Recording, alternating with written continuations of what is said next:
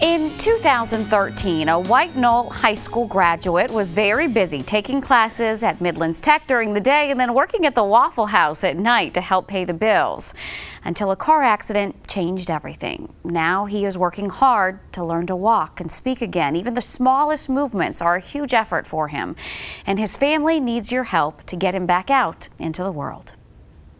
Easy, lucky, free. A tattoo from his teenage years were words 22-year-old James Gunter lived by. But today, freedom is something James longs for.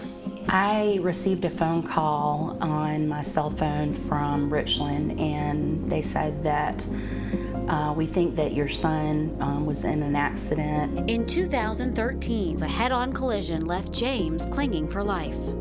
His brain was injured at that point where it hit, but then it also, the doctors described it, kind of bounced back and forth and shook inside of his skull. The doctor said he had traumatic brain injury. After surgeries, rehabilitation, and almost a year in the hospital, James is now home with his mom and brother.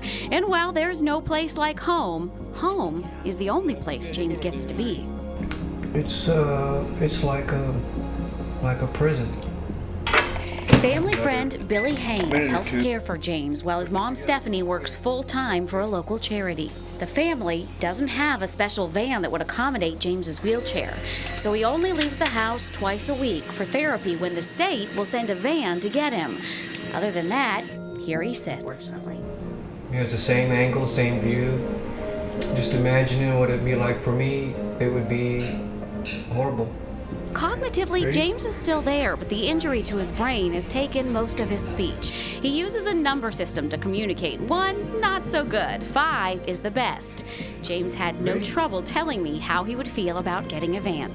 James, if you get a van, and if your family gets a van and you get to leave the house anytime you want, is that a 5? Good on 5?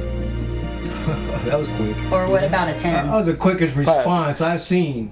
Like any mother, Stephanie wants more for her son. I want James to be able to have a life outside of home. I'd like to see him be able, to have friends, to be able to go out and enjoy the things that you and I do. James is working very hard in therapy on his recovery, but despite his injuries, nothing has dimmed that sparkle in his eye. Give Andrew a wink. Take her. A sparkle he is eager to get out and share with the world. And how about a bye for Miss Andrea? Out loud. Ready? Yeah, that's right.